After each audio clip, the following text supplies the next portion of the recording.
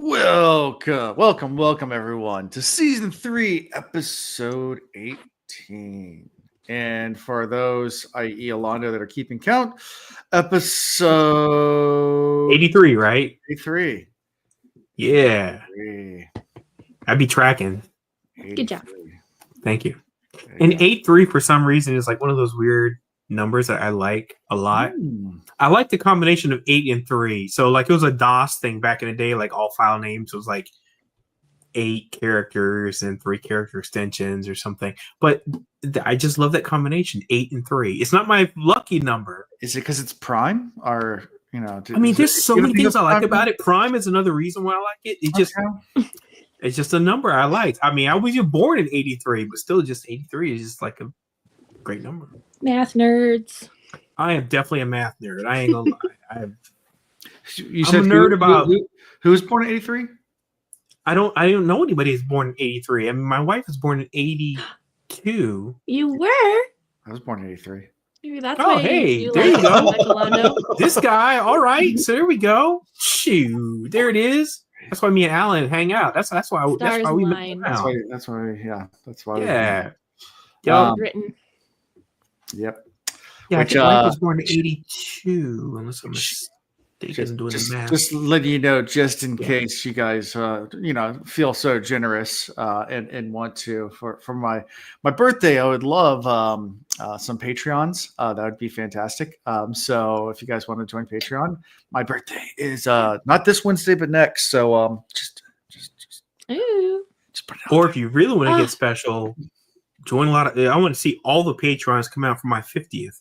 Ooh, Yeah. Oh there my you god. go. We should have Boom. pulled that for my birthday. That was like a few weeks ago. 3 weeks ago. Darn it. Boom! You gotta Swing and a miss. lock it in. Lock it in.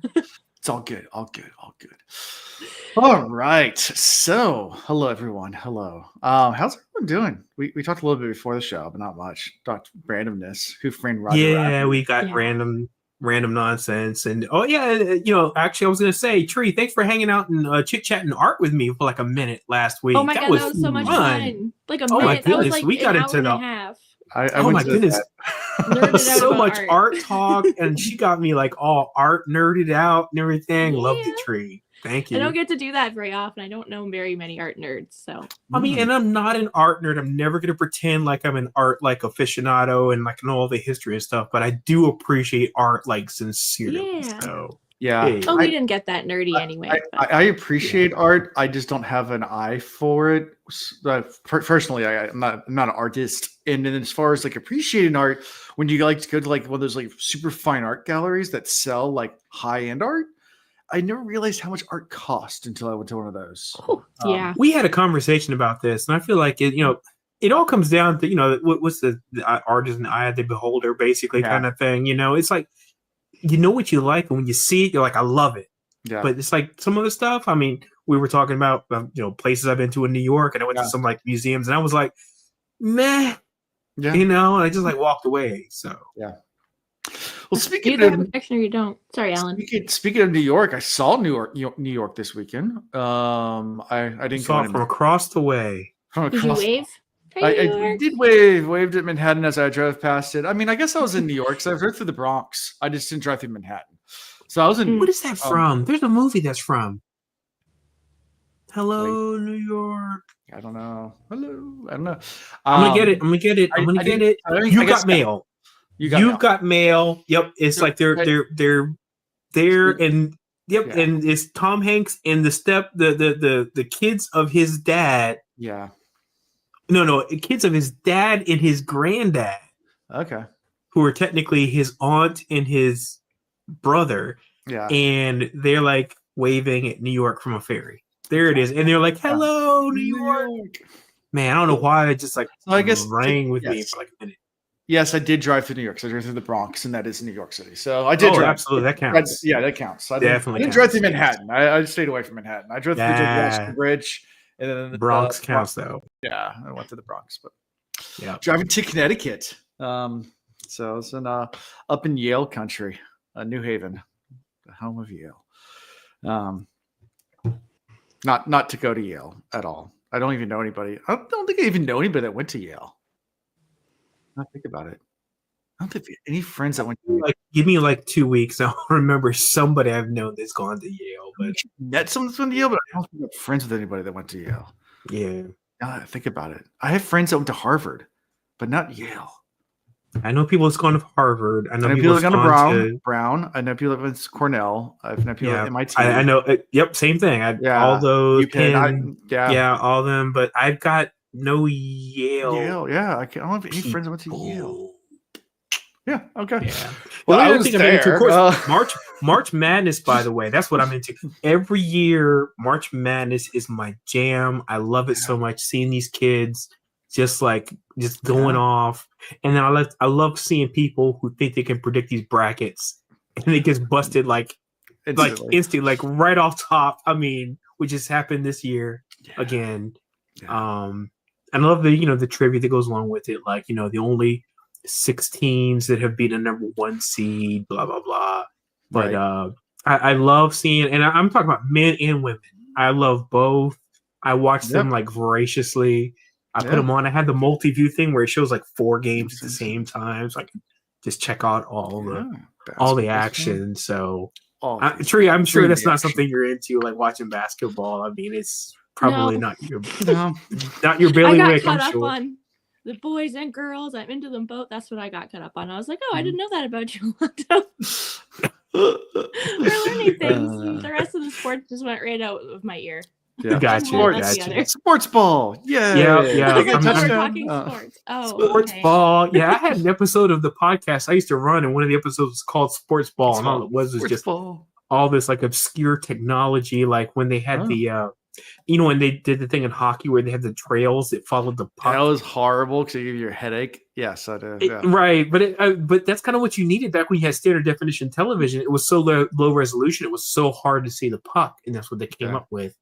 And it would just be blue when it just moved around, but when somebody hit it hard, it would go red. And it was like, And that same technology was the birth of the technology that's used when you see PGA events and they show them golfing and they hit the ball and it goes up on a trajectory. You can actually see that little flight line. It's the same type of technology. Not quite exactly, but it's birthed from that technology. There was a girl in our high school. I'm not going to say names. I'm not going to say because I don't want to slander. But I remember we went to a college football game with a group of people, and she was really confused because she couldn't figure out where the yellow line was and why the yellow line was on the field. And she's not the only one. There's a lot of people that think that is something that's projected. I was trying to explain to her that just on the TV, like, the yellow line's not really there. Then how do I know what the first down is? I was like, because you see the chains, you see you get the imaginary line. Yeah, they come out with a whole bunch of cameras and do all this mapping of the field, and it's because I remember some of you were like, oh, they probably just shoot like an infrared line. I'm like, you can't do that because there's too much interference with that. So what they do is they map the whole field out, and then it shows like. Okay. This isn't if the ball is here, we don't have foot faults. Mark it down, Donnie. Your foot went over the line. Mark it down, Donnie. There it is. Nice. On this episode of the Sports Ball Podcast, man, we go into some obscure stuff. Big Lebowski. Come on, it's a great. I mean, hey, it was a New York Times thing the other day. It was actually a New York Times connections thing. We had to figure out the 4 things, and it was like. White Russian. Oh, nice. Rug. Robe. What was the 4th thing? The dude abides. I don't think it was a dude. I can't remember what the 4th thing was, but then it was like the answer, of course, was that they're all things from the Big Lebowski. This isn't Nom. You can't just wave a gun around. Yeah. Bowling. Bowling. That's what the 4th thing was. Yes. Such a great movie. It's a cult classic. It's only great because it's not great. It's like Monty Python and the Holy Grail. It's not a great movie, but it's an instantly quotable movie. Right. And that's the way the Big Lebowski is. It's just I was reading an article today, like about The Princess Bride, how actually it was a flop in theaters, and it was actually considered a flop. And it's the most quotable movie of all time. Oh my God. Yes. I mean, I watched that movie strictly for Wallace Shawn. Inconceivable. I mean, everything about that, love it. I mean, there's not a single part of that movie I don't like. I mean, you got Andre the Giant, you got this Billy Crystal. And by the way, all of his stuff was basically improvised. He had certain things he had to say. Yeah. And they said, I watched the thing about this. They said Rob Reiner had to just like leave the set. He was like, I'm ruining too many of these takes, laughing too hard at what Billy Crystal is saying, because he was just, you know how he does. He's like, you want the mutton and the whole. He just made everyone laugh so much, and they were like, and they showed some video of like people just hysterically crying, laughing behind the camera and stuff. And I'm like, yep. Yeah, that checks out because he was hilarious. A lot of Caddyshack was improvised too. So absolutely, a whole bunch of Caddyshack. Which is why the first one is so good, because you had Chevy Chase, you had Bill Murray, Ronnie Dangerfield. I mean, basically steal the whole movie. As the groundskeeper chasing a groundhog. The Gophers. Oh man. I like when he's setting up and he's just like knocking out all the plants, just like hitting all the plants. It's just, he's on the so random. It's quiet. So random. Quiet. Yes. So it's in the hole. Yeah, which is what that Happy Gilmore was basically like just trying to do the whole Caddyshack thing again. Yeah, great movies. Which good anyway. Tree's like, all right, I'm lost. So Canadian Bacon with John Candy. So Canadian Bacon with John Candy. It's a great movie. We did get back to sports ball a little bit with the Caddyshack. Oh, Caddyshack. We did. We came back full circle. Yeah. So what did everybody eat tonight for dinner? I had good food. I didn't eat dinner. I had croutons for dinner. Ooh. We had dinner, pasta. Alando. No, I'm on a very strict calorie diet, blah blah blah. And so once I hit my calories for the day, I got to stop. So. Well, I don't like that. That sounds not fun. Yeah. I've been doing this for like years and years and years. And plus, I don't eat much, which my family harasses me about constantly. Every time I go to a family event, it's like the joke about how Alando can't eat. He ate last week. It's that kind of thing. Because I don't eat voraciously like everybody else does. So heck, Alan, we've been out for dinner and you've seen, when we went to Steak and Tonic and stuff, I don't really eat much. I will sample. Yeah. But I'm just not I don't enjoy it. I don't get like a big thrill out of like eating until like my belly's like all bloated. Oh yeah, no, I don't like that. I like to taste something, to sample it and be like, oh, that's good. I appreciate the effort that went into this. He enjoys the amuse-bouche. The amuse-bouche. Amuse-bouche. Oh no. I enjoy one thing. It's making Centauri time. Mike's Bill Murray reference. I like a whiskey. I like a good cocktail. That I enjoy, but eating, I just never been that. I'm not a foodie. Yep. Anyways, sorry. Go for it. We keep doing that. Yeah. I was just going to talk about food more. We talk about sports ball because it's something we all have to do. It's something we all have to do that's acceptable in society to talk about. I was just going to say literally just, I like eating like small meals. I don't like eating big meals, but I'll eat like several like small things throughout the day. And that is literally it. And it doesn't even have anything to do with anything important. We can talk about the book now. It's fine. Lady, that's why I love Spain. Because their idea, that tapas idea, if we could make that prevalent across the United States, I would be all in. I mean, because it's good food, small portion, reasonably priced. I mean, patatas bravas, like my wife is like completely like enamored with that now. If she could have that every day, she would. And it's just like small little portions. And I'm like, this is perfect. Just a little bit of something. I just like want like a little bit of scallops, a little bit of like ceviche, a little bit of patatas bravas, a little bit of like prosciutto, all that kind of stuff. I'm like, I love that.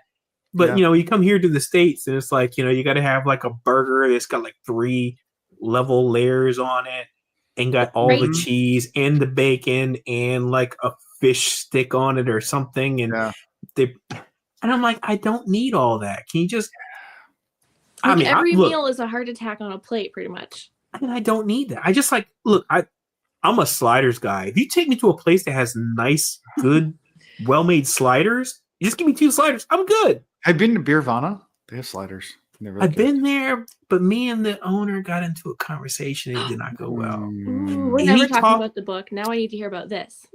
Oh, well, so I went to Beervana and me and him got into a heated conversation because he was talking about how he was not going to pay his workers well. And I had a problem with that because I tip everybody well. If you're like anybody, look, the most poorly kept secret. If you want to get tipped well, go to a place that I go to because I tip everybody well that serves me. Anyway, so he and I got this heated conversation about that, and he was like, "Well, these young people, they don't know any better, and I'm not going to pay them." And I'm like, "Oh, that's disgusting." No. So he and I got into it. I'm sorry I'm putting him on blast on this podcast, but I'm just saying. He and I, we got into it, and I was like, I don't appreciate you having 20-somethings working here because they're all from like CNU. Yeah. Whatever. Taking advantage of it. And I feel exactly. And I feel like I'm like, yeah, I get it. Maybe this is not the type of job where you're like going to make a career out of it. But I'm like, you're still trying to possibly pay for like an apartment, a car, whatever. And I'm like, what is pay this, your people. Beervana. Better Beervana owner. Yeah. So anyway, so he and I got into it. So I haven't been back only because of that. Okay. Yeah. So, and again, I'm not. If anyone else out there likes it, do your thing. I'm just saying that's something that's important to me because I know our listener base is not really. I don't that's think true. Newport That's true. News. Yeah. But my thing is, though, 3 people that listen to us from Newport News that are right here. Right. 2 of them are here. The third one. I'm just saying, though. I mean, and Alan's worked in the service industry before, so you know what it's like in a struggle. I've worked in the service industry before back in the day, and I appreciate the people in that position, and I take care of them. And I hate when I see people harass them, or if I see the people that are supposed to be paying them not paying them properly. So. End of soapbox. I'm getting off my soapbox. Okay. All right. Let's talk about these super sad chapters. I never did this, but just saying there is a movie called Waiting, and it is that movie. Something holds true to Ryan Reynolds. Don't F with people that make your food. Yes. People, please don't mess with people that there are 2 movies that will get you get you right. Waiting is one. If you mess with people that take care of your food, don't watch Waiting and don't watch Road Trip because Road Trip, Horatio Sands takes that daggone a French toast in the back, puts it in his pants. Man. All this. Yes, these people should watch these movies. They're made for those people to see that. And okay, last segue. I promise to get to the book. There is a friend of mine who is a politician who every time she asks me to go to dinner with her, I'm like, I will go to dinner with you, but I'm not eating because she is terrible to her staff, to the wait staff. She's like, dismissive and all that kind of stuff. And I'm like, I am not eating here because I don't even want the possibility of them messing with my food that I know they're doing to your food. Because you're a jerk to the people that are taking care of you. I know, like, there's one cook that, and I can also say names, that, like, if it was like a crowded night and they're slammed and there was like someone that nitpicked about something and sent it back, oh man, just leave. Don't take the food's coming back to you. Like, they are so care of your people. They are so. And these are people, by the way. These are people. You're going in there and like making all this drama. These are people with livelihoods, etc. Take care of your people. Yeah. That's all I'm saying. Take care of your people. Yeah. By the way, shout out to all my service people out there. Appreciate you. I worked on both sides. I was a server and a cook. Yeah. Nice. So I know. Thank you. Oh, I know. Yes. All right, Stormlight Archives. Yay! Oh, that's right. There's a book in here. There's a book to talk about. How about really that? Sad chapters tonight. So I'm gonna go with the hot take at the end. Okay. I'm gonna save it to the end, but I got a hot take on this. Got a hot take. Okay. Hot take. Chapter 47, Storm Blessing. So we get Kaladin's point of view from everything we saw in the beginning of the book. 1 year ago, Kaladin's enlistment's almost up. But he's already decided he's going to re-up because he can't face his parents because he's failed. We don't know how yet, but Tien's no longer with us at this point. And he failed his parents because he said he'd bring back Tien, and he did. And he can't face going back to his parents, so he's going to re-enlist. And Kaladin at this point has worked his way up to squad leader. Has his own crew and everything like that. And we start with, from the beginning of the book, him going and getting Sin, who's the point of view from the very beginning with the little kid that comes to the squad of Kaladin going and getting the new recruit from another squad leader. He's like, why do you want this kid anyway? He's like, just give him up, man. We'll take him.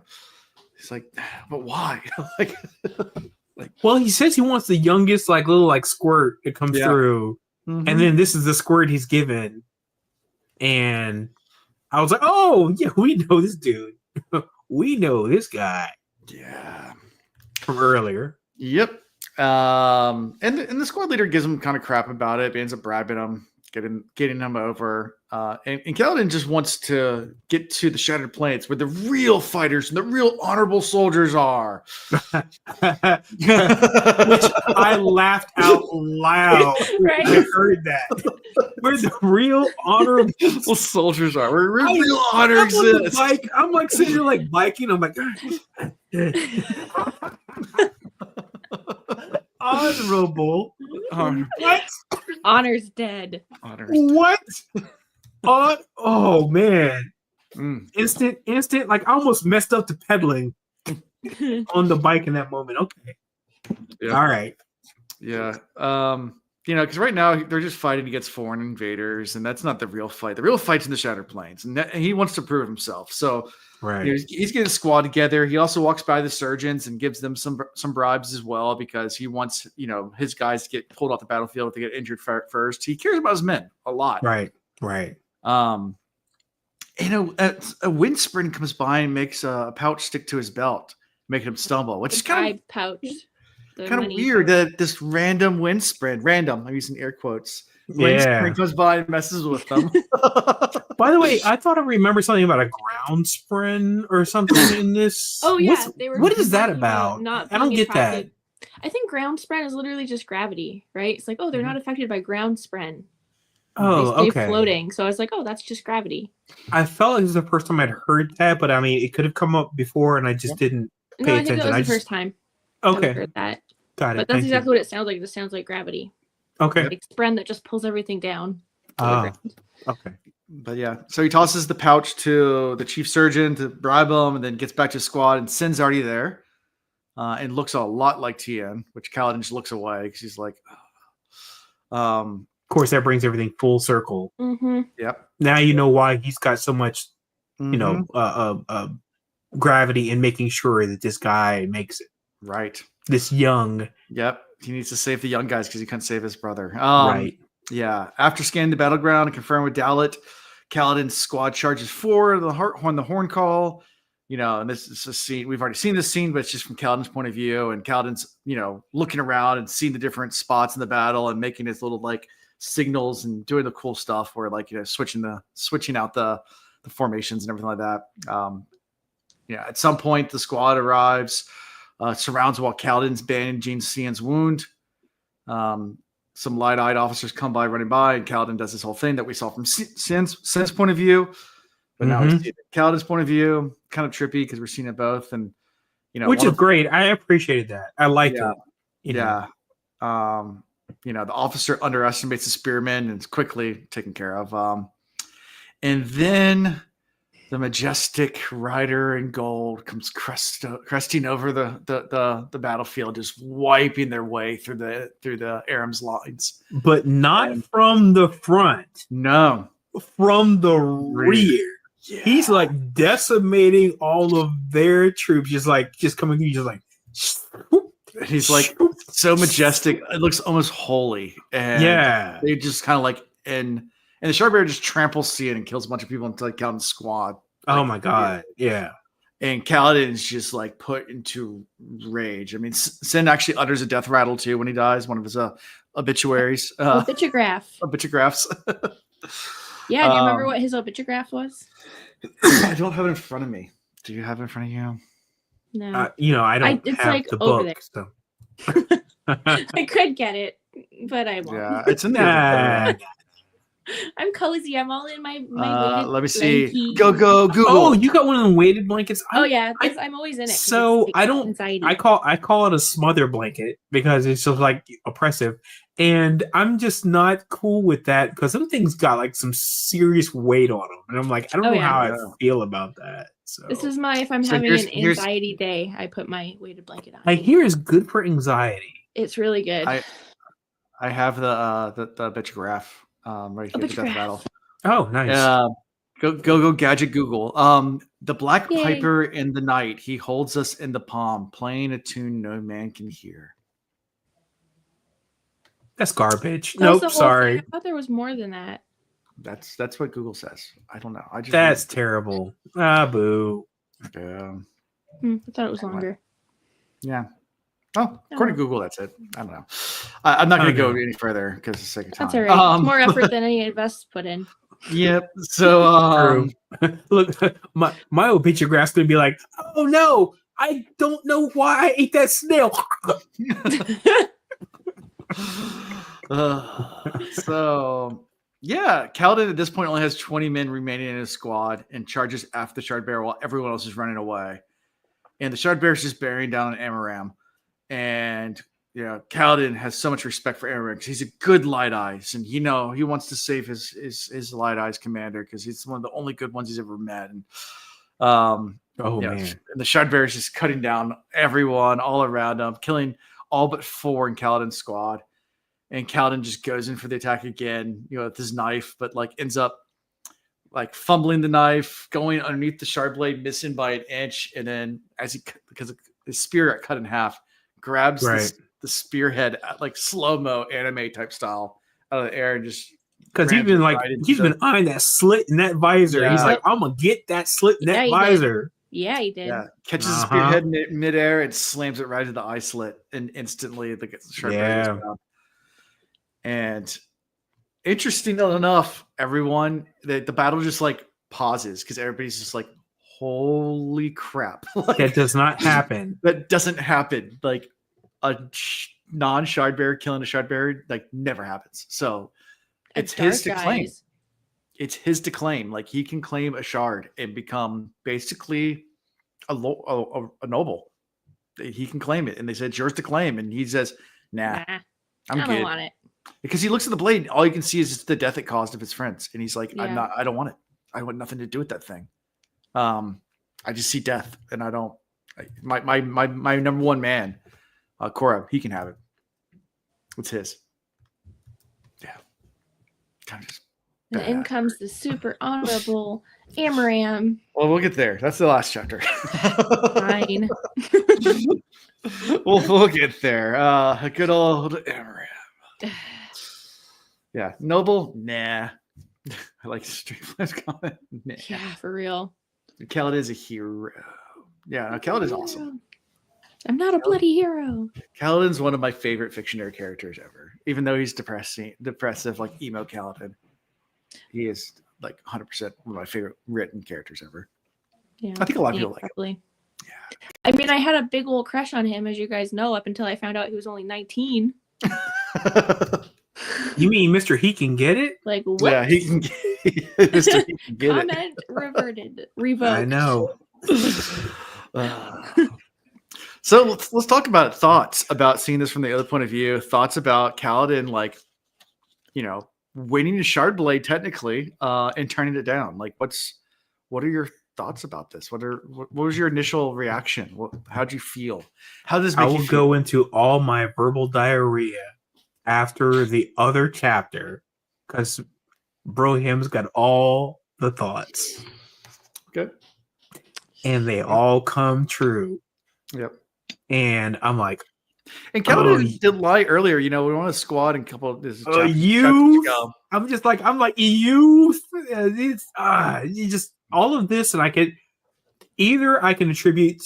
attribute this to youth making terrible decisions or bad writing. So I'm gonna lean towards youth, but Yeah. I got thoughts. Okay. Saving them for now. Okay. I remember my first time reading this section, and I had to get up and I was like pacing around like for the fight scene. I was like, oh my God, like I was so hyped up. And then it happened. I was like, oh my God, that's crazy. And then immediately like, wait, but he doesn't have it. So what happened? But I was so excited for the fight scene and him stabbing the guy in the face. Oh my God. We'll get there. I got so many thoughts. So we will get there when it comes to the next time we revisit the scene. Okay. All right. Fair enough. There's something that you mentioned that I wanted to touch on. Now I can't remember. But anyway. Me or Tree? One of y'all. I don't know. There's something that popped in my mind and then I completely lost it. But you know how that happens? Yeah. ADHD. Yeah. ADHD. Yeah. Tim and Eric. Blame it on the ADD. Yeah, no, I mean, when I first time I read this, I really, really, like I said, loved getting this point of view from Kaladin, and then just I did like that piece of this, seeing the other, perspective of that scene that we've already seen. Like, how many chapters ago was that? 30 chapters ago, maybe more. And seeing it from the other perspective, I always like seeing something from two perspectives. Yeah, whether it's like enemy and hero or enemy and supportive character or whatever, but I love seeing things from like different perspectives. Yeah. So there's a interesting thing when I think I can't remember exactly how Kaladin words it, but like when they're going through the squad, I remember what I was going to say. When the squad was talking about like how they became slaves and how they became bridgemen, there's a scene where they ask Kaladin and he finally says, "I killed a man." They're like, "Ooh, it's like killed a lot of." It's like, "Oh, why didn't they just execute you?" He goes, "No, they wanted me to kill. I just killed the wrong light eyes. I killed the wrong one, right? Yeah, the wrong one. Yeah. Oh no, that's been hanging here. That's been hanging right here, baby. Oh no, I did not forget that. No, it's not going to go away. Thank you, DK, for saying that. Yeah, makes me feel better. What DK say? 19, but he acts like he's 30. He's 19, but he acts like he's 30. Yeah. That's the reason why I'm going to give him a little bit of like the pass. Yeah, because of the youth angle, but I got thoughts. We'll get there. Okay. We'll get there. All right. Chapter 48. Anything from this chapter before we move to Shallan? Apparently, we have to wait to hear. Yeah, I got thoughts on this too, but we gotta wait. We gotta wait. Well, we gotta wait. Also young. Shallan's also young and naive. Oh my goodness, these 5 chapters are the most infuriating things I think I've read in a long time.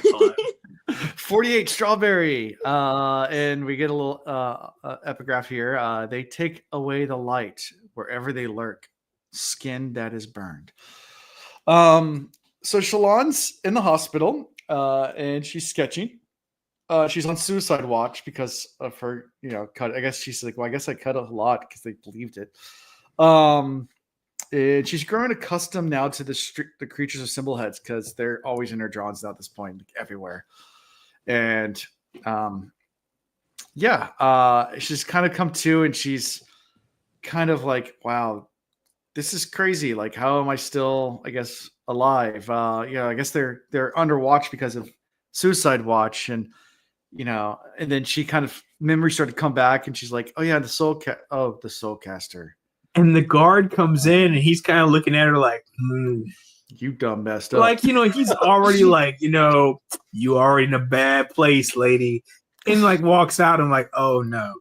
So that means it is the worst kept secret. Everybody knows what went down. Right. Yep. King Taravangian comes to visit as well and agrees to let Shallan have some visitors.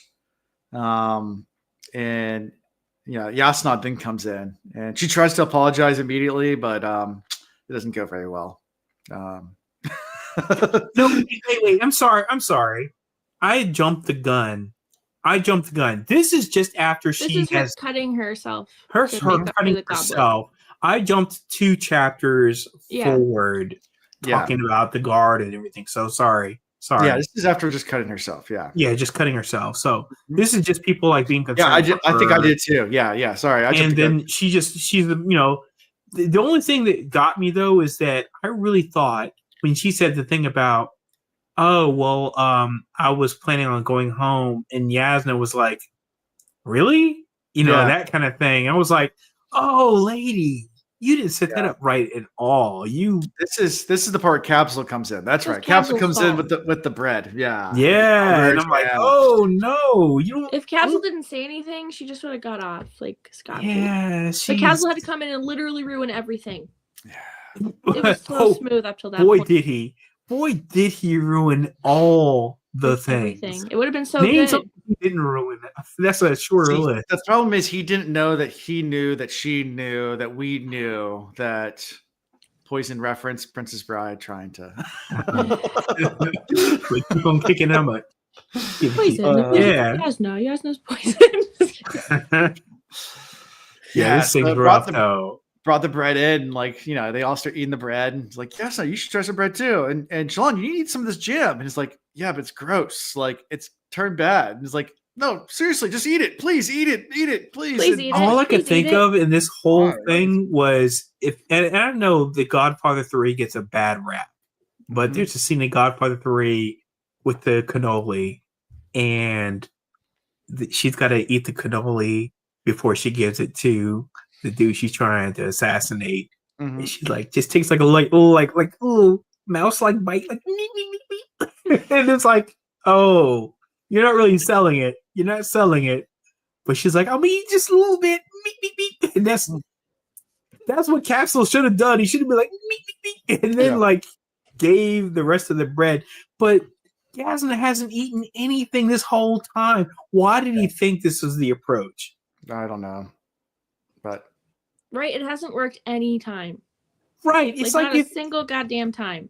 Thank you, Tree. Thank you, Tree. Thank you, Tree. Because I'm That's like, the definition of insanity right there. yeah. because it's like if he had come in making black eyed peas the whole time, but like, hey, try some of black eyed peas. And she was like, I hate black eyed peas. And then he was like, here's some more black eyed peas. He's like, you know what's gonna get her? This last attempt making some black eyed peas. It's like she hasn't eaten anything up until now. She has always like been like, that's y'all's thing. I'm not stressed about it. Whatever. This is the worst murderous plan. Yeah, he's dumb. Again, I got so many thoughts on these chapters. Yeah. And Capsule goes to try to eat a bunch of the things, but he claims it tastes good. But then suddenly he starts to run around the room and collapses on the floor. And Shallan rushes to his side. Then she starts to feel dizzy. And then all of a sudden, Yasna realizes what's going on. It's like, we're being poisoned. Somebody get a Garnet real fast. And that's when he tried to sell eating the strawberry jam by saying it's like, oh, no, it tastes right. I'm like, you have sabotaged your own plan, my guy. Yeah. This strawberry jam won't taste right. That's your plan. And Shallan almost got out. They were sending her home because they're like, oh, you need to be with your family? That makes complete sense. Yeah, we'll send you my home goodness. with your family. This thing hurt my head. She could have come back eventually, right? Like she could have just like, oh, that was great. I really needed that. Come back like a few months later, find Yasna again, be like, hey, can we pick up where we left off? Yeah. Nope. Anything's better than that. Yeah. Yeah. But then she reveals the Soulcaster, to save her life. They suck. Yeah. Reveals the Soulcaster to save her life. Upends her pouch. Because she needed that to cleanse the blood. Mm-hmm. And so she's like basically in the throes of dying, has to reveal all the things. Stolen one. Womp womp. She's like, oh, yours ain't gonna work. You need this new. Yours is old and busted. This is this new hotness. Yeah. She's like, gotta pull the one out the. Again, youth. Either this is bad writing or this is youth in these chapters, but all of it is so frustrating to me.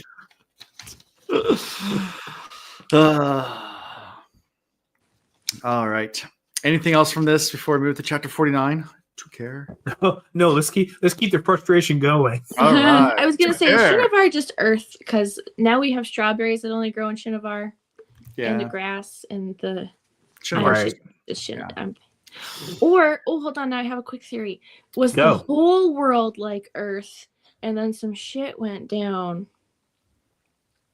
I'm just gonna throw that out there real quick.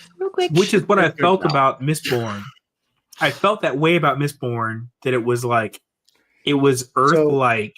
Mistborn's the closest to Earth as far as size goes.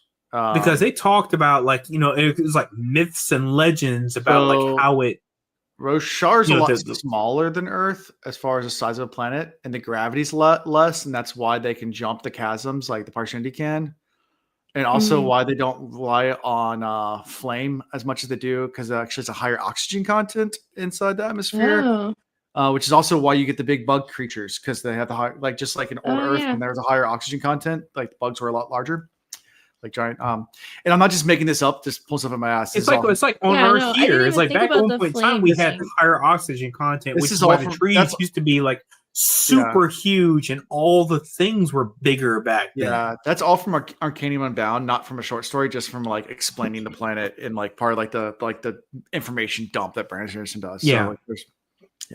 So, and that's all based on real stuff. So Roshar's smaller than Earth, so it's less gravity. That's why they need a ground spread. Yeah, the ground spread, hold them down. Hold them down. It's all coming together. It's a smaller planet. But Scadrial, Mistborn's world, is about the same size as Earth. Okay. Yeah. Got it. Anyway, so fun things about the Cosmere that kind of make it's cool that he actually put that much time into world building that comes into actually the story and plays part of the story. And even if it's a retcon, as long as it's not like like a retcon that destroys the lore. Right. If it explains the lore, then that's fine. I mean, every so often. I don't think it was a retcon. I mean, because he went through Oh, so he knew that up front. It was okay. Because I mean, I feel like some retcon stuff happened with like some other books I've read. Yeah, so there was some retcon that happened with Elantris, the first book he read. I mean, because they have at the end you can actually. But he's also trying to push it into the narrative of this, Cosmere universe. Which I get that, and so the only way to make it work is to possibly retcon some pieces of it. I get that. The biggest retcon is actually from Wheel of Time, which I'm not going to mention just because I know Chris and Ian listen to this podcast because I don't want to give anything away, so I can't even spoil them here. But there is a giant retcon there. We can talk about it. What? We can talk about it after. Mm-hmm. There's a giant retcon. Okay. Like where originally it was supposed to become something completely different. I mean, luckily, because I've already read those books and I'm not on that podcast. I'm gonna go look that up because I don't remember. I mean, I've read some things that don't match up and like plot holes and all this kind of stuff, but retcon, I have to look this up. Yeah. Okay. I don't know what retcon means. It's when you're writing one way. Yeah, it's retroactively course correcting. It actually means retroactive continuity. So basically you are taking something and saying, hey, I know that we said it means this thing, but undo that. And now we're going to say retroactively that's not the thing, and it's actually this other thing. Just so it fits the narrative of the timeline or the stream of events, etc. It's really common in comic books, of course, and I really like comic books. But that's really where the term came from, because it would retcon stuff in comic books all the time. Yeah. Because, I mean, these things have existed for like decades and decades and decades. And you'd be like, well, now Superman actually doesn't leap buildings. He actually flies. That kind of stuff. I mean, but Superman came out in 1938, 39, whenever it was. So, yeah, I mean, there's a lot of lore there. So, as they keep evolving, they're like, well, we got to go retcon some of the other old stuff and say, that doesn't apply anymore. This is now the new norm. Narrative. Yeah, the new narrative. Yeah, for this character. Yep. Yeah. Authors do it a lot in longer series because obviously things change and you evolve into like what you want your story to go, and it wasn't where it originally was. But then stuff now is not going to make sense if you try to go that direction. So you basically just rewrite it and say like, "This is how it always has been." Retcon. Right. Which sometimes is good because it's like if you don't know something's going to take off, you might have written like, back in the first book I wrote that like, bunnies are evil, but now it's like, actually bunnies are cool, but I have to retcon it and say, well, there was like 3 bunnies that were bad. Yeah, You know, is make that some kind of story thing. and why? Yeah, Right. So Well, that you way basically it change the doesn't. plotline. Yeah. Right. So it just helps kind of bring everything into the same narrative of the same universe. Gotcha. So chapter 49, To Care. To care. Wait, Yeah. that's what it's called? Yeah. To Care? To Care. Chapter 49. Okay. I don't remember that. Why do I? Yeah. So it starts with a little bitch epigraph, not A bitchograph? With a No, little not bit. bitchograph. It's just a regular epigraph. Radiant of birthplace. The announcer come to announce the birthplace of radiance. This is back in regular time with Kaladin and the rest of the bridge crew. They are walking through the chasms, and Kaladin thinks, about where all the water goes, and thinks about his escape plans, and whether that's a dream or whether that can be reality, and like whether or not they can actually make it out of there, and what plateaus, because it gets steeper as you go further in. But can we make it all the way to the other side? But that's where the Parshindi are. So like, would they just be killed if they try to get out there? Like, how are they going to do this? He's trying to figure everything out. And he's like, but yeah, we still got to train down here. We got a problem though. So we still have to like find stuff. We can't just get out and train all day long, because if we come back empty-handed, they're going to start being suspicious, and they might send like gas down here or something. So Cal's like, I got a plan. That's for that. never going to happen. That's never going to happen. Yeah, he said, I got a plan for that though. So I got this thing, and Lopin's like, holy shit, I didn't think it was actually real. And still shows herself. Surprise. Surprise. Hey, Surprise. boys. Surprise. So now in this moment, help me understand how many people see her. So I think Tef, Lopin, and Rock do. And Rock can already see her. Yeah, Rock can already for see her. sure. Yeah. I didn't think Lopin anyone does else, but- definitely. Because I felt like there was like Only a handful. I didn't feel like it was that big a surprise. I feel like most of them already kind of knew. They think that he was was talking to there. someone, and Rock had told them that there's something that about it, because the Horn Eaters revere Sprin that follow you. Right. So like Rock had already told them, and they'd seen Kaladin talking to himself, and Rock had explained that there's a Sprin that he's talking to, and so like this is the reason why I'm just getting so confused about this. Everyone knows about Sprin. mm-hmm. It's the worst kept secret in this world, right? Right. So you can see some Sprins, and some Sprins it's only if they show themselves to you. But So, she's like, a wind Sprin, right? So sure. You can go with that. okay. Got it. I thought she was Tian's soul's friend. Yeah. Got Is it. that the narrative Okay. you're going with? I thought she was a Shizer Sprin. Oh, she's not the size of Sprin. Nope. No. But I'm again, that one I was like, oh well, the assumption was she's a wind Sprin, the assumption, sure. at the beginning. And now it's like, well, she's a Sprin that can actually like kind of obfuscate her presence. I'm like, oh, okay, this is really confusing to me. So Sure. nice. This guy. Thank you, by the way, for bringing back the gifts. Right. I mean, I need these in my life, Alan. You need to break I these got things sure. out. I more got sure gifts for days. Sure. Oh, I love a Brooklyn Nine-Nine. Every time a Brooklyn Nine-Nine comes up. Sure. Nice. Anyway. Okay. Sure. Good deal. Sure. Sure. Fair enough. Syl reveals herself, and they're like, yeah, Syl can just show you where bodies are, and that way you can collect really fast, and gives us a ton of practice. At this point, he's also started to break off, I guess, like squad leaders and stuff like that. So like Tef gets oversees some like groups to like kind of form regiments almost. He's delegating responsibility and power. But right now they're practicing also on just being off balance. So like try pushing them. That's another thing they're working on. Anyway. Isn't that like sumo wrestling? Or Sure. no, that's you trying to push someone out of a circle. Yeah. That's sumo wrestling, yes. Mhm. Yeah. My brother does it every year at his Oktoberfest party, and we bet on sumo wrestlers. Oh. So, yep, that's the thing. Yeah. I thought it was like that's what I was picturing in my head. Like he's doing a sumo stance so that nobody can knock him over. Yeah. Push him It's around. interesting the conversation about whether or not they're going to get like attacked by these chasm fiends. Though is interesting. It's like Mhm. are they really gonna come down in this corner in the bottom of this chasm or they see not? the scrapings on the walls. I mean, they know they've gone by there. But they make it seem like it's so rare, and I'm like, I don't know how I feel about that.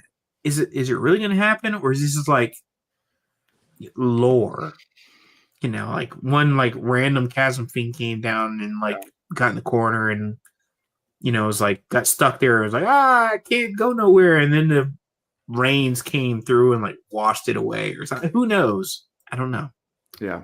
And then I keep thinking to myself, tactically, if a chasm fiend was to come down, I'm trying to imagine how high it is to get back up to the plains.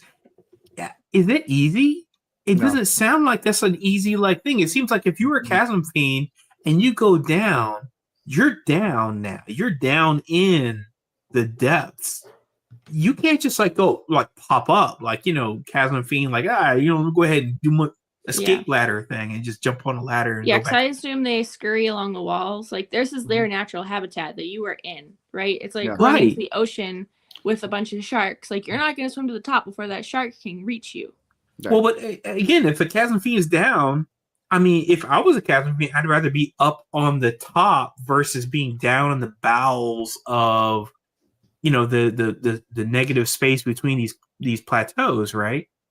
It would make sense, except for pretty much all of the people are trying to kill these chasm fiends, right? So they're self-defensing as well as eating. And it's to go down as a protective mechanism. Falls to the bottom, right? Right, because all the people that fall down there, boom. Yum, yum, yum, bodies. Exactly. Dinner time. Okay. You can see that. Checks out. You also learn here that Tef used to be a soldier. Kaladin has a little talk with Rock, too, about why he can't fight. Tef gives it away. I found the part now. It's Kaladin sends Lopin, Dabbid, and Shin, the Parshindi, our Parshman guy, to go collect salvage with Syl. Right. So it's Dabbid, Lopin, and Shin. And he is determined to make Rock one of his soldiers or fighters. And and Rock is like, I don't do that. I'm not the fourth born. Yeah. Not my no, not in my house. Because he's like the first two children, cooks. Yeah. The third child, what do you say? Craftsman, thank you. And then the fourth is a soldier. He's like, I'm third. I may cook, but I don't do that soldier thing. Yeah. He's like, I'm gonna break you down.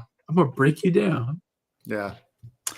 Yeah, Kaladin also realizes that because he's been preparing his bridgemen, for bridge training, they're a whole lot more physically intense than any other bridge crew too. So bridge duty, they're just a lot more in shape. They're just He was like, our squad's gonna be better than most soldiers out there right now because we've been training and makes sense. And they're determined, they want to live. They're not in an army to fight for a random lord that they don't even know. Basically, right? This is the Stormlight version of Spartacus. Kaladin's leading the slaves on. The Spartacus vibes in this book are so overt. It is not even hidden for a second. Everything in this is screaming Spartacus. I mean, and then the fact that he's judging his bridge crew is what their capabilities are. This guy, the previous chapter talked about the other people that he was fighting with. He knows what it takes. Think about the people that died for him going up against this guy that's actually got the armor and got the sword, and the people that he's got now with him on Bridge 4. Mm-hmm. I mean, they got to be on the same level. I mean, they're getting there. These guys carry bridges every day for miles. Well, not every day, but when they go out. Yeah. These guys they got to be in top physical shape. Oh, sure. That's something you cannot say about these guys that died for him when he was out here battling soldiers. Mm-hmm. I don't think they're on the same level, and I think he knows it. He's like, no, these guys are on another level. Not physically or mentally or anything. You're damn straight. Because they have seen death, and they have been close to death, and they've seen it, and their resolve is insane. Yeah. right? So I'm thinking he knows, and he's like, this is a special group of people. What's the Special Forces Unit. Will of Time saying or whatever? Like what the IEL says, like when you're a young man, death is a promiscuous mistress that you know, and then when you're an old man, it's an old friend that you've Man, the been around IEL, for. man, the IEL and Wheel of Time though. They would give Death's an old they friend. would give Bridge 4 props. That's all I'm saying. Yeah, they would. Yeah, they IEL would give Bridge 4 props. And they're every using day. spears too. They'd be so Yeah. proud. Oh, that's right. And they are using spears. Nice. And Nice Kaladin didn't callback, want to Tree. touch the big nasty sword. It's like, ew. Mhm. No, thank you. Oh, I got thoughts. Spears. Anyway, Thank you. Not want to touch this. we're getting there. We're getting there. Yeah. Yeah. Anyway, so so this is pretty much how we end this chapter. I mean, it's just they go off to, you know, where Kaladin realizes how, you know, physically intense the crew is, and they're splitting up to take shifts and finding salvage and training. And you know, yeah, that's pretty much what they've decided to do, is that they're going to divide labor in time so they can have all their salvage and not get questioned. At the same time, have time to train with the spear.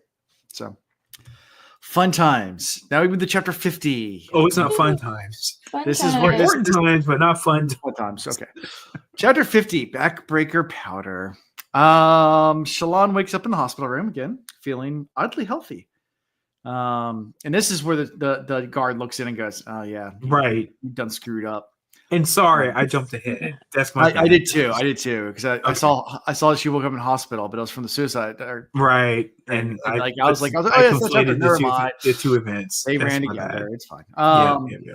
So yeah, the guard looks in and she asks what happened to her. He doesn't answer and just kind of like, and she's like, Shallan remembers poison and capsule, and yeah, she's like, oh crap. She remembers that, you know, she returned the stolen silk to Yasna, and about a half an hour later, Yasna comes in pissed. She's just like, who orders you to steal my soulcaster? Who are you working for? And she's like, no one, myself. She's like, you did this on your own volition? Like, bullshit. Who are you working with? Who are you working for? Yeah. And then she tells her, finally, she's like, she should have done in the beginning. Yeah. She's like, our family's Yes. I needed a way to get back. And she's like, and you must be the most dumbest person. Yasna even says, you must be so you're going to take the most highest house and try to like screw over the highest house in the entire world and then run back to your homeland and think you're going to be safe. Like, this is the dumbest plan in the entire world. Like you could just ask for help. Like, yeah. Yeah. We called that one, didn't we, Alondo? Yeah. What a dumbass. It's like, what was your goal here? How was this going to work out for you in a perfect world? Yeah. You didn't have that figured out at all. And there's so many holes in this plot. Yeah. Now we need the Willy Wonka. You get nothing. You lose. Good day, sir. Good day. Yeah. You know what? I think Gene Wilder, by the way. Oh my god, a gift of acting. I love that dude so freaking much. Still have it? By the way, same birthday as me. Here we go. It's all there, black and white, clear as crystal. You get nothing. You lose. Good day, sir. Good day, sir. Exactly. There I love it is. that dude. I love him so much. Oh my goodness. And the fact that man said, I'm going to come in and I'm going to do a cartwheel, not a cartwheel, a somersault. I'm going to do a somersault and throw everybody off. Don't tell anybody. So everybody who was in that freaking crowd when they were recording, that day, filming, and he does that, it was, what the hell? That was exactly the response he wanted, because that's the thing that Willy Wonka would do. I'm like, Gene Wilder, man. Mm-hmm. Yeah. Love him so much. Yeah. So after she confesses everything, Yasna then says Capsule's dead, that he was trying to poison everyone along with the bread, and that the jam was the antidote. so Shallan would survive, but something went wrong. Yasna tells Shallan because he used too much a backbreaker powder, which was the poison that he used to look like flour. Yasna then tells Shallan how disappointed she is in her, and that she understands that the theft, and understands now why, the guilt must have drove you to suicide. You're gonna have to live with your guilt now, girl. But no one's gonna take you as a ward now. You're just throwing away a promising career. Oh, that's the issue. The ward situation. Sure. Yeah. That's not. Threw it all away. Oh no, I can't be a ward. Yeah. Our kingdom's in ruin, but the most important thing is I can't be a ward. Yeah. Which is really heartbreaking for her because we all know she really wanted that. Yeah. She did, but She still. loved it. Yeah, I am the prize. I am the prize. And then when Yasna said, we went back and looked at like all of the jars of jam that he's ever given you, and they all had the antidote in it. So all the bread was poisoned. Yep. He used too much this time. And then they're like, and by the way, like I went and checked the Ardentia, and no one really knew who this capsule guy was. Like he just showed up and claimed to be an Ardent, but like this was definitely an agent the entire time, and he fooled Shallan the entire time. The whole I'm gonna the leave whole the thing was for all you. just You're so special. He was a really bad assassin, but that's what he was. He was just so many thoughts on this. So many thoughts on this. Okay. All right. It's like have you seen the meme or the GIF or whatever? It's like the first day of being an assassin. You go stir it in. You stir in the poison. First day of assassin. Wow. It's the first day. It's his first day. So he got super desperate because she was leaving. Mm-hmm. But then he got a little too ambitious with his bread eating. Mm-hmm. He was like, nom nom nom. See, look, eat it. His bread. Try some. Nom nom nom nom nom. And then he's like, the jam. It tastes just right. It tastes just right. And he got the whole thing. I was like, no. Yeah, it was so bad. No.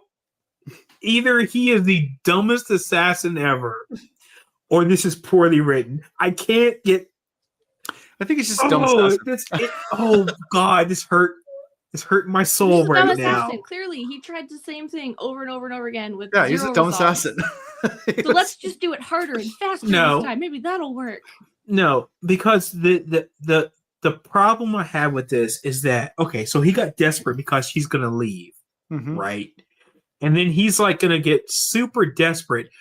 But if he was an assassin, he had been conversing with Yasna for a while before Shallan got there. Yeah.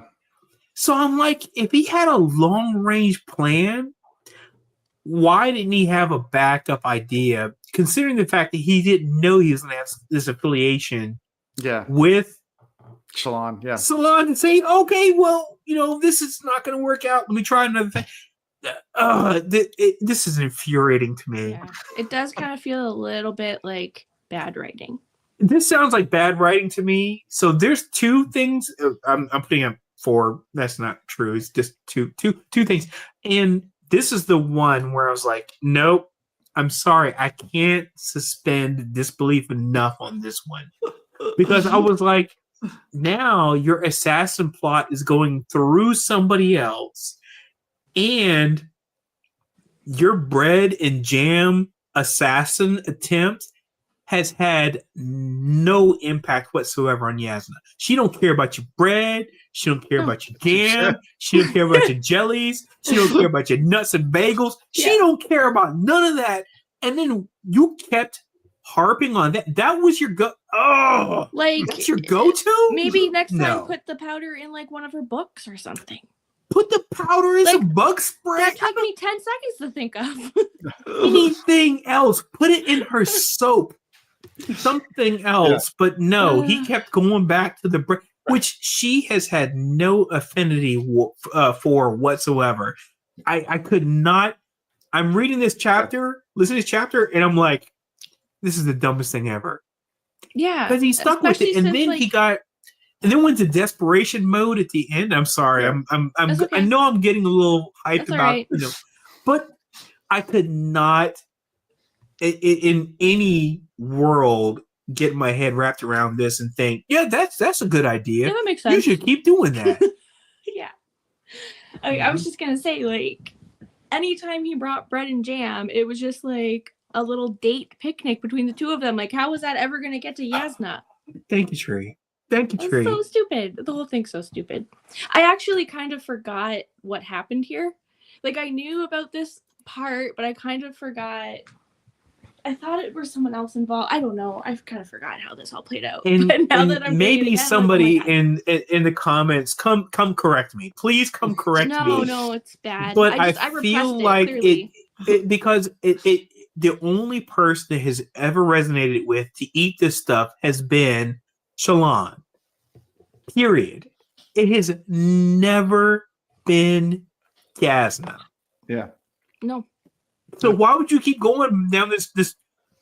I'm gonna assassinate this lady with some huckleberry jam. She don't care about no huckleberry jam. No. At some He's point, been she's got to over- get hungry, right? That's Right. What does she eat? Oh, Like, what does she like okay. to eat? Maybe we Okay. figure that out. It's like trying to get food to Alondo to assassinate him. It's just not going to work. He doesn't Right, eat. exactly. You come at me and you know I don't eat a lot, and you're like, "Hey, you know we made a big bean burrito for you," and I'm like, Yeah. I'm good. If you want to That's get to not gonna work. Alonso, you poison his whiskey. "It's whiskey o'clock time." Right? Simple. Simple. Put it in the whiskey. Put it in the whiskey. Alondo dead. Boom, done. Yeah. Done. Don't put it in some tequila or like some like pizza. I mean- well, maybe pizza. I guess pizza I could do, but I mean, I don't really eat just- a lot. Assassins aren't always the smartest, even Americans assassins. If you go back and look at all the different ways you try to kill Fidel Castro as a CIA, and Oh like my some of the God, stuff, that's it. it is Okay. hilarious how bad some of that is. It's just like, So- who thought of this? That's We have, and when I say we, I'm talking about America, not like like not us. me, Yeah, like yeah. Well, the misunderstanding that Americans have or America has had about other cultures has been hilarious when it comes to Africa, Latin America, South America. It's like, hi, you know what? I hear they like bananas and grapefruit. Let's do some stuff with that. It's like, oh, wait a nope. That's just nope. That's stereotyping. That's not how that works. And please don't do that. But that's what they do. They're like, oh, Yeah. we're gonna attack you through the bananas. The bananas. Yeah. Bananas. I always think it's hilarious when I hear that. Bananas. Sweet Flame said the cigar idea. Yeah, that was one of the some poisons. Oh, the cigar. Oh my God, the cigar. That was one of the CIA's ideas. The like, poison cigar. Cigars. Like, he's Cuban. He must smoke cigars. Let's poison cigars. He's gotta smoke cigars. That's all they do. They smoke the poison cigars, and we got him. Mission accomplished. Anyway, that's how I felt about this because it has never been a thing where like you've seen Yasna starting to like come around on this jam conspiracy thing. She's never been like, I see that, Shallan's been having some jams. I think I'm going to try a little bit. She has never relented. Not once. And then all of a sudden, it's like, okay, I'm going to try it again. So much so that I'm going to poison myself, even though I've been having like small portions. And then I'm going to like eat like the freaking strawberry jam so much so that I can't overcome the situation because I'm desperate. Because now I'm just in a fury state. No, I'm going to say a fugue state because he's eating too much of his own product. And he's like, oh, I'm going to just go for it in the hospital. Okay, but can we take a second and talk about what was his after plan gonna be? Thank you, Tree. Thank you. I'm so glad you're on this podcast with me. Thank you. Like, let's say he did this plan and pulled it off. What was next? What was he gonna do? He had no idea. No, he didn't. None. None. Like, sir, you were in the room red-handed with all these people visiting Shallan, like doctors and nurses and Yasna and everybody. I'm reading some of the assassination attempts right now, which are hilarious. So the scars are poisoned. That was one of them. Fungi infected scuba diving equipment. A booby-trapped conch placed at the bottom of the sea bottom. Exploding cigar. I hate the fact this is real. But they didn't know that Castro had actually quit smoking by 1985 when they started. So like, they tried hiring the mafia to do it. That's right, the mafia, which is why all this JFK blah blah blah stuff. There were also plans to blow up Castro during his visit to the Ernest Hemingway Museum. Like they had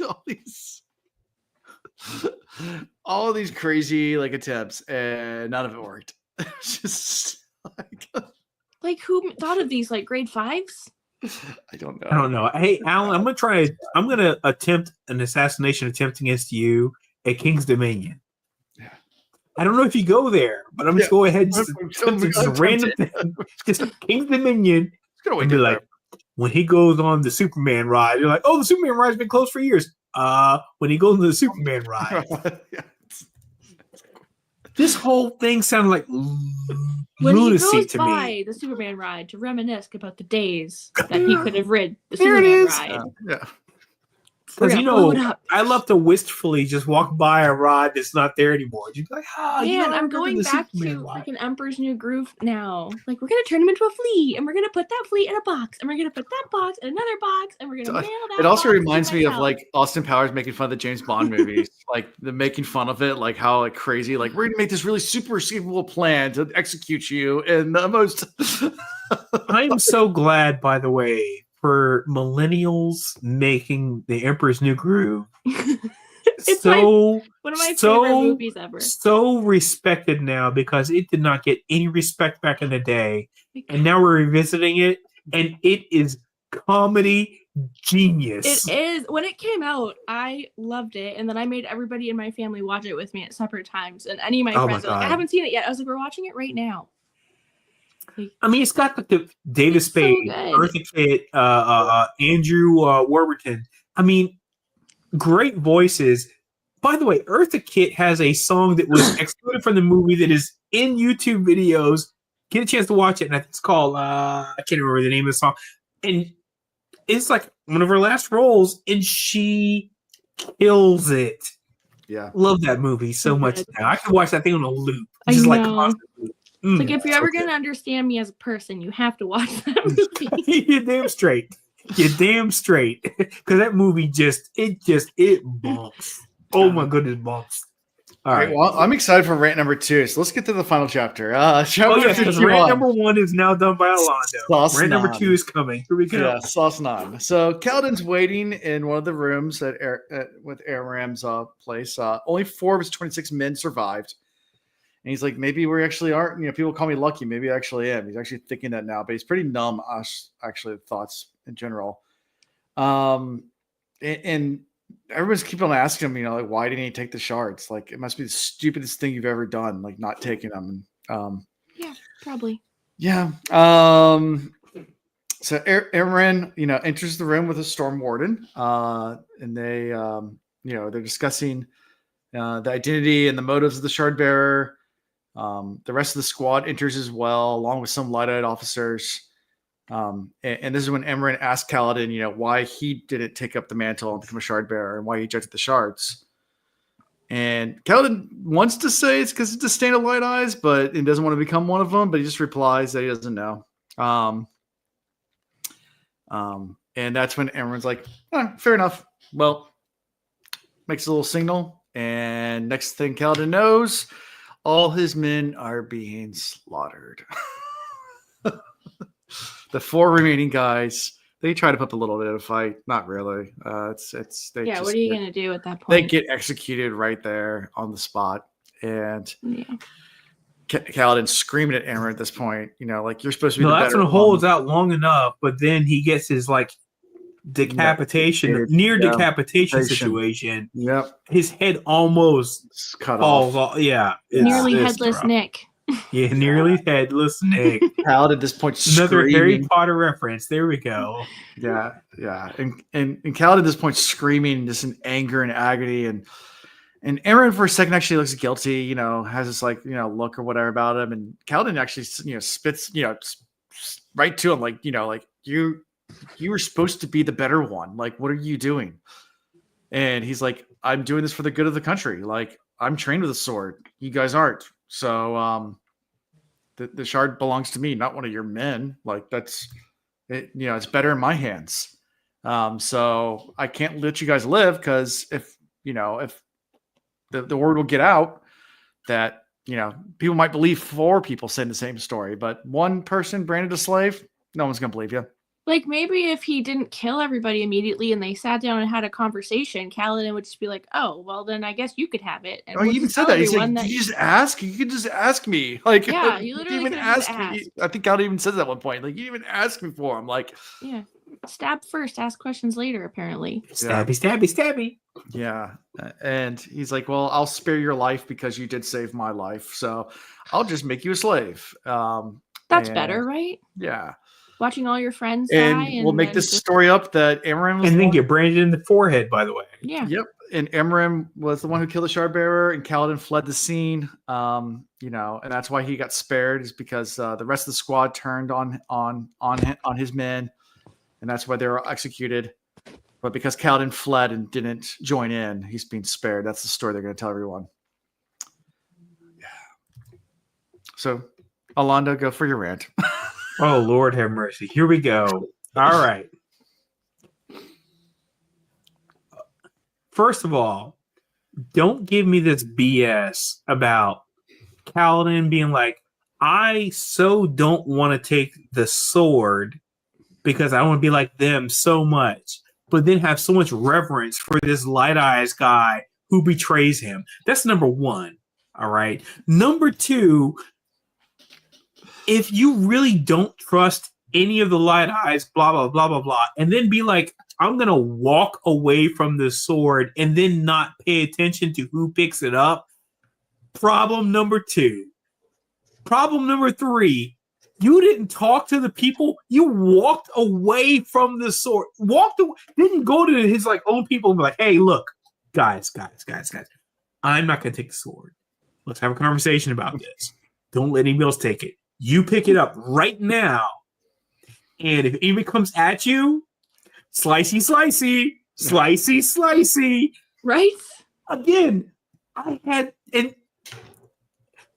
had so many thoughts on this, and the math don't check. And I'm like, oh, this don't check out at all. Now, if I was to be like, okay, well, Kaladin's like a small, young idiot, whatever. Still, though, he was like, I am so offended by the concept of this. I'm going to walk away from it. No, you still pick that shit up and you walk away with it. Again, none of this makes any logical sense to me. He almost goes to grab it and then feels something wrong. But he's so offended by the concepts. Forget you, dude. No.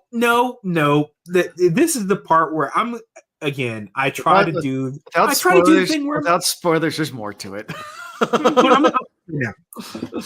I get it that some of this is like, oh, he's young and whatever. The writing here just no, because everyone knows the value of this thing is. Everyone knows what the value of this thing is, and you're going to tell me they all have enough reverence to not? Because the thing is, let's say Kaladin walked away from it. Fine, whatever. His people were right there. Not the light eyes, not because remember they all buggered out. Yeah, they all buggered, right? So it's just his people around it, and you're telling me they let someone else come through and didn't even think to themselves, "I'm gonna pick this up and look. If you come at me, because it doesn't take a lot of skill to swing a sword. It does not take much. It is a long ass sword. Let's remember how they were mowing down people coming through the ranks. And I was like, shh. and he's knocking out like dozens, just like shoot. So I was like, I'm trying to suspend disbelief, and I'm like, it's not checking in with me, and you lost me. These 5 chapters, I will admit right now, have been the most infuriating chapters for me in this entire book. I mean, and look, and maybe it's not all for me. Maybe I'm just too cerebral in the way I break it down. Blah blah blah. I mean, I it's not a book problem for me, but these 5 chapters for me were infuriating, and I was like, I cannot wait to finish these chapters so I can just be done with this because I just can't. I can't. Please tell me how you really feel. And Alonso just did. Boom, there it is. Okay, but Kaladin is like an eel, and swords are icky, so he can't touch it. But that other guy that he gave it to totally could have picked it up. Yeah. And done exactly what you said. 100%. Again, I saw too many plot holes. I saw too many things with both of these perspectives that really infuriated me. And I was like, oh my goodness, this is like hurting me in my soul. So I hope the next part is better. I was really expecting this like thing where it's like, oh well, you've been told this stuff, and now we're getting to the end of the of this part, and it's gonna be like this, oh, revelation, or hey, this is the thing you didn't know. And I got to the end, and it was just like womp womp. The whole 5 chapters for me were the womp womp chapters, and I'm like, I'm looking for better next part. Okay. But again, some of the writing has been great. This part, not my fave. I feel like it could have been great, but I feel like the logic just did not check for me, and I was like so infuriated. And again, I held my tongue until the end, which I promised y'all. I promised y'all I would do that. I got to the end, and it's just not for me. So there's that. Oh, I guess we're not doing Wakings anymore, Alan. All What you got right. next? So we'll be starting Trust of the Emerald Sea next. Woo! I figured that one. We're gonna DNF this one and move on. Oh no! Thanks, Oh, Starlight. no. It's been great. Bye. It's been great. It's been a great podcast run, guys.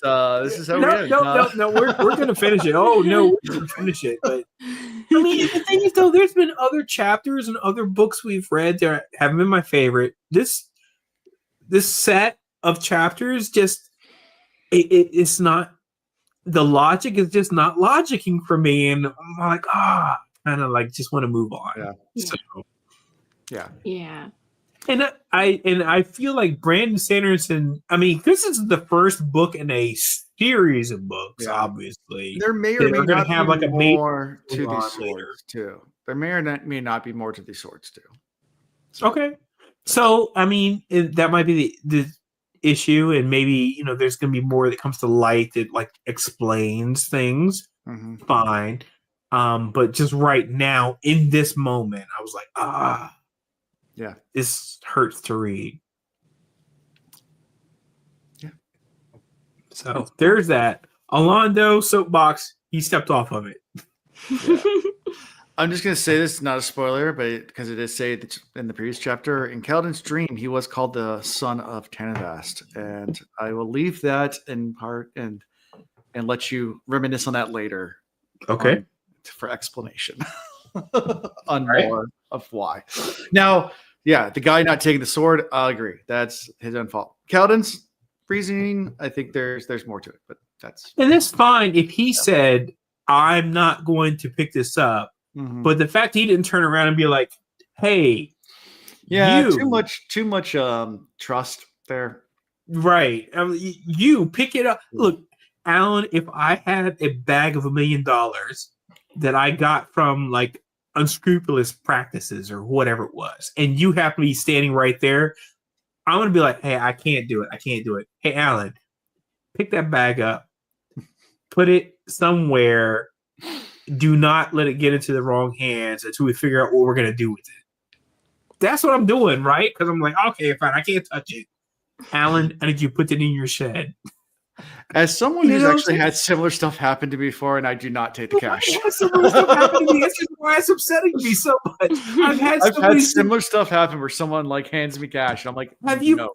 Anybody who's seen The Godfather 2 knows that scene where they come over and he goes up to Corleone. He's like, look, I need you to hold these guns for me. And he's like, okay. And he just hides them. He's like, whatever. I'm gonna hide them. You have somebody comes to you and they're like, look, I need you to do this thing for me. Nobody should touch a random bag of money. That's just you should not touch a Look. If they're like, look, don't ask questions. Just put it away. I'll come back for it later. We'll have a conversation later. I'm like, okay, fine, sure, whatever. You know, I'm not opening it. I'm not spending it. I'm not going down for you. But the thing is, though, that's different in this situation, and I'm using a bad analogy because he won that sword legally. Mm-hmm. He won that sword legally. I mean, even the bright eyes around this situation know he has all rights to that sword. Right. Yeah. And I'm like, yeah. You know, like seriously though, like he's literally gonna kill everyone that saw it. That doesn't make any sense. That's a big plot hole too. It's like, okay, so with light eyes, I can trust them. Light eyes they're still people. Yeah, the light officers, I guess, are more sworn to him. I don't know. Yeah, but they all ran off.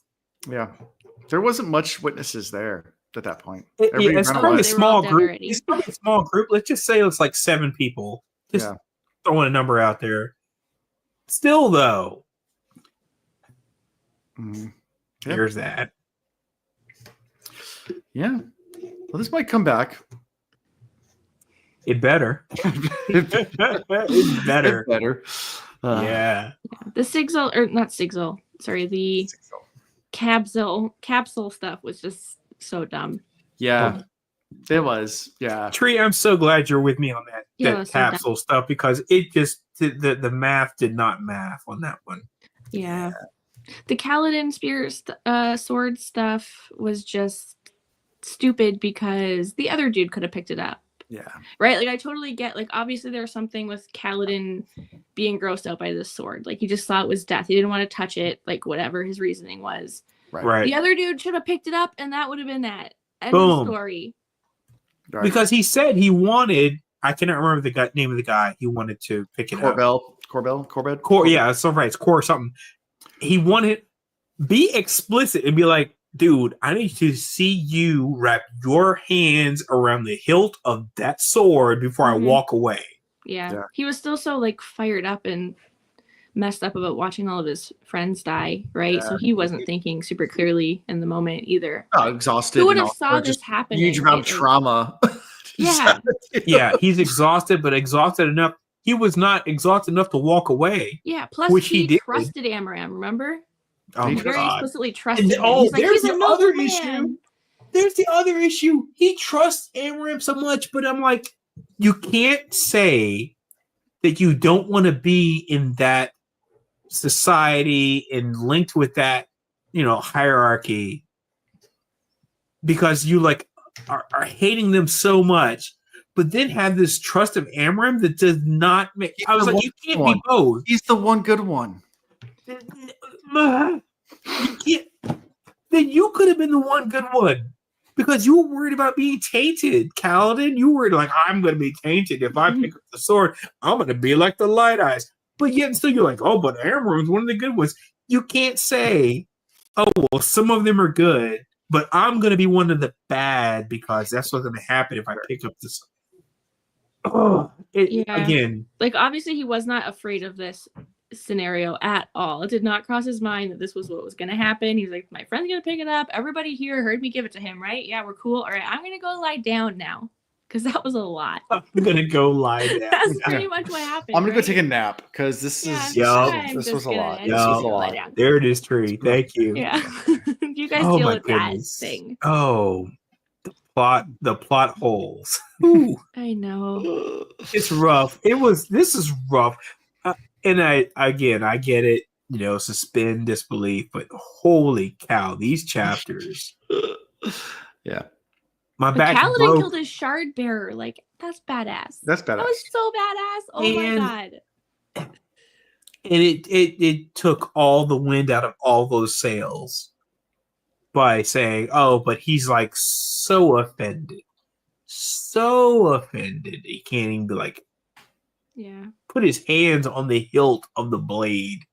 Okay, but like, if you pick up the blade, does that mean it immediately connects to you? Is that how that works? Unless like you die or something? I have a feeling can you that that's give it away? probably something we're not meant to know right now. That's the way I feel about the way that was described. However, if he had no plans to ever pick up that blade, and he always wanted to go to Cowbell? We need more cowbell? I need more cowbell. If he wanted to go to him, he should have just said, "Yo, I need you to pick it up. I need you to like merge with that, Yeah, become one with that sword right now." Yeah. End of story. End of story. So Yeah, I don't know. but I don't know if. But yeah, well, I can't give spoilers, so I will. There might be a reason to where maybe he didn't really want that either. So Okay. yeah, We'll get there. I need better We'll get there. explanations. I mean, know, if but I you're can't telling me spoil. I know, but I'm just saying right now, unfortunately, the Yeah. plot holes in these 5 chapters were I'll just like say rough. capsule stuff. Rough. Yes, this one's not as big as a plot hole as I think you think it is. Okay. Okay. All right. Well, If and we're that's gonna fill in fair, that plot hole, and then- that's fair, but I get to relish in the fact that these plot holes offended me. There you go. Good point. Okay, but And like, again, how- and I'm not trying to like offend anybody out there who's like reading and blah blah blah. I mean, look, it's you're allowed it's to just have my your take. opinions, Alonso. Yeah, That's yeah, why. yeah. Thank You're you. allowed to have opinions. That's why I have podcasts. Thanks, guys. Yeah, exactly. Appreciate that. People don't have to agree with you. But like It's- watching it's fun. Kaladin's life just fall apart, like after he had just enlisted again, and he wasn't gonna go home, and then all this shit happens. And by the way, his brother was killed. We know his brother was killed in these chapters, and he still. There you go. Spot holes get repaired in the spring. We all know this. Okay. We're not there yet. All right. It was just heartbreaking watching that happen for Kaladin. Yeah, I so much hated so it that I feel First like time I hate it now. It was I'm awful. like every so often he sounds like he's like smart and like got like all this ability to like see into the future of like what he should be trying to do to like put himself in a position of not power but a position of positivity or whatever with his people, etc., to like move them all forward. And then this moment was like antithetical. Climactic. Antithetical. It didn't sound right, but anyway. But I just feel like it's really flies in the face of the way he typically carries himself and approaches situations. Sure. And I was like, oh, this just sounds so out of character. And Yeah, it was just painful to listen to. Okay. Well, anything else from these chapters? Actually, the other thing is I did not realize I did not pick a character from these chapters. Well, I was about to ask that. So, who your favorite character was? I know, I'll go I- first. I I'll did go not first. even- I'll pick Capsule. Good job. Capsule. You're such a dark friend. Yeah, you're just trying to be like off. You're just trying to be like what do they call it? Contentious for like no reason. Yeah. He's a contrarian. Yeah, he's like, I'm gonna make you hate me. Yeah, that's what he does best. There it is. I got no hate on I'm that. gonna pick Tensoon because he was there in our hearts.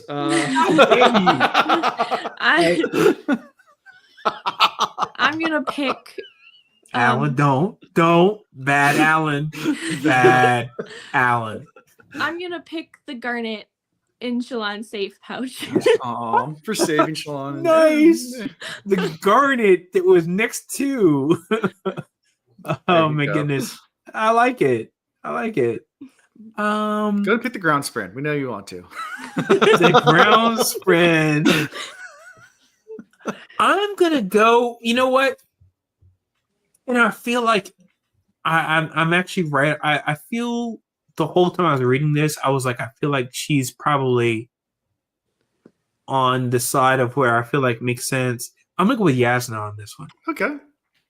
I feel like the fact that she has every right to be like apoplectic about everything that's happened with her ward, and she still did her best to be level-headed. I'm gonna go with her because she could have just like went like ballistic. Yeah, sure. And she was like, and she still reined it in. Yeah. Right. She could have had her executed. You damn straight. She could have went all out, and she was like, she still healed her after she saw that she stole her soul catcher. Yeah, I'm gonna go Yasna because I mean do I know what I would have done in that situation? I probably wouldn't have been as caring and convivial and I forgot the other word I was thinking of, but yeah, I think that she was like just like, I'm gonna just take a beat, think about things. You're not in my good graces, but I'm not gonna have you taken out. Yeah. So I'm gonna go ahead and go with her. Okay. Yeah, that's good. It's not Soul Catcher. What is it? Soulcaster. Soulcaster. But what's the other name that they say against the F? That's driving me nuts. Fabrial. Thank you. Yeah. Yep. So what is Fabrial? Fabrial and Soulcaster are the same thing, right? Yeah. Well, Soulcaster is a type of Fabrial. Fabrial is a lot of different things. It's like a square have a rectangle. Like is a span reader a Fabrial? Yes, it is a Fabrial. Okay. What? Yeah, span reader. Yeah, it's a Fabrial. So span reader and a Soulcaster are both Fabrials? Yes. So okay. And I don't know if you've heard of any others yet, but I would have not picked up on that if you guys didn't ask. If you didn't ask the question tree, I would have not known that. So I learned something new today. Yes. But it makes sense because they're in the same like realm of magic. But yeah, I think that span reader has a very where you really start to learn about those. But we'll get there. We'll get there. Yeah, like the span reader has like a very specific purpose. It's like all soul casters are Fabrials, but not all Fabrials are soul casters. Yes.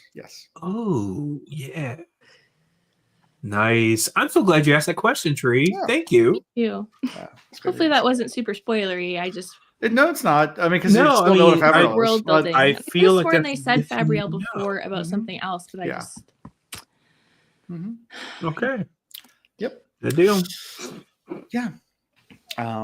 But wait, sorry if I offended anybody who reads these books and loves them, and I just like threw all kinds of like shade on something you love. Like, I can guarantee you are not the first one you just yuck someone's yum, be man. enraged like that. Yep. But it wasn't purposeful. Again, it's not purposeful. It's just that was my feeling. That's my reaction today. Exactly. So. That's all good.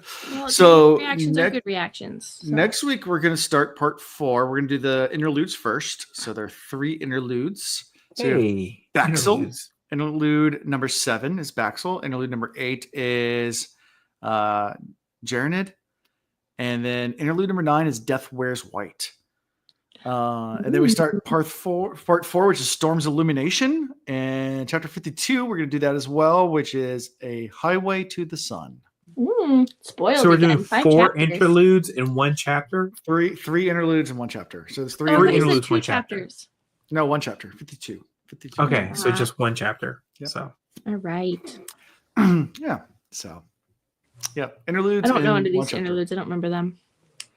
I mean, some of them have been good, which I've appreciated, especially when it's like Earth-like, the interludes that we did. And Shinavar. Yeah. Yeah. But so I like these interludes more than I thought I would.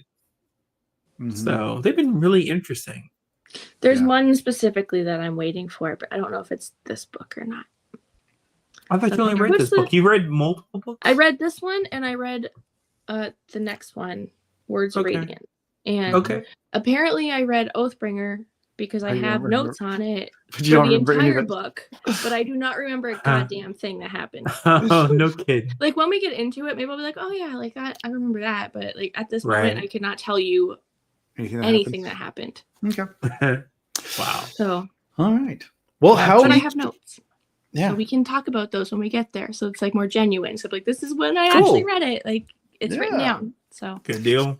So how we can be found is at thecosmoreads.com. It's a website with links to Patreon, merchandise, Discord, social medias, all that fun stuff. I have been putting out episodes now on a more regular basis, so I'm going to continue to do that. Ooh. I know, it's fun. I'm so proud of you, Nice. Alan. I know. Thank you. Pat myself on the back. Yeah. I did some changes to make my life easier, so that's little small changes. But yeah, we're getting there, and hopefully catch up at some point and do more social media stuff too. But I'm just trying to get episodes out right now, and then I'll try to re-engage more. But anyway, we'll catch up one of these days. Like this will be a week I release like 5 episodes. It's just gonna be like one of those weeks. It's gonna happen. It might not be be this week. It might not be next. It might not be for a month from now, but at some point there's gonna be a week like that. It's called when Alan takes vacation and doesn't do anything else for an entire week. Nice. So anyways, yeah, do all the things, like, subscribe, all that fun stuff, and help us out. So that's all I got for this week. So see you guys next time. Bye, all. Bye.